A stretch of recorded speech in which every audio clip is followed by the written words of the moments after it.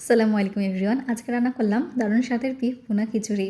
বেশ অনেক দিন ধরেই খেতে ইচ্ছা করছিল আমাদের এই পছন্দের খাবারটি।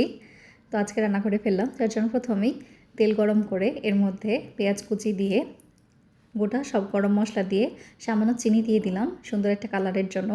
এরপরে দিয়ে দিলাম আদা রসুন বাটা, ভালোভাবে নেড়ে সামান্য পানি দিয়ে হলুদের গুঁড়া, মরিচের গুঁড়া, ধনিয়ার গুঁড়া, জিরার গুঁড়া, লবণ দিয়ে ভালোভাবে মশলা কষিয়ে ছোটো ছোটো করে কেটে রাখা মাংস দিয়ে বেশ কিছুক্ষণ কষিয়ে নিলাম।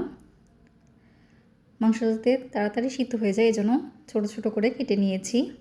5 মিনিট কষিয়ে নিয়ে এরপর দিয়ে টমেটো কুচি দিয়ে দিলাম সুন্দর একটা কালারের জন্য। দিয়ে প্রায় আধা ঘন্টা কষিয়ে নিয়েছি, মাংসটাও সিদ্ধ হয়ে এসেছে। এর উপর দিয়ে গোটা রসুন আর কাঁচামরিচ দিয়ে দিলাম ধুয়ে রাখা পোলার চাল আর মুসুরের ডাল। পানি ঝরিয়ে নিয়েছিলাম। ভালোভাবে কিছুক্ষণ নেড়ে দিয়ে দিলাম গরম পানি। আমি যেহেতু নরম নরম খিচুড়ি করব এর জন্য একটু বেশি পানি দিয়েছি। একদম পানিটা প্রায় শুকিয়ে আসলে নেড়ে ঢেকে রেখেছিলাম। তৈরি হয়ে গেল মজাদার বিফ খিচুড়ি। Thank you.